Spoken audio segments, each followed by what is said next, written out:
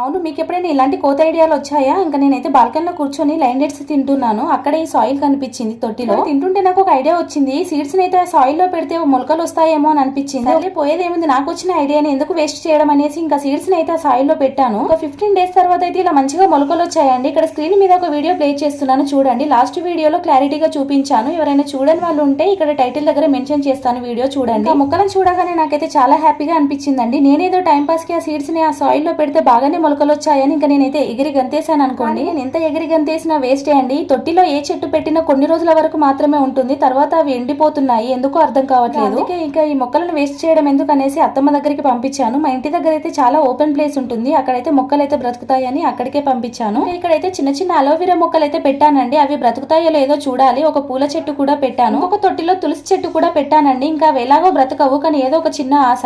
మీలో ఎంత మందికి ఇలా ప్లాంటింగ్ చేయడం ఇష్టమో ఒకసారి కామెంట్ చేయండి. ఫ్రెండ్స్, వీడియో నచ్చితే లైక్ చేయండి. Thank you for watching. Take care. Bye bye.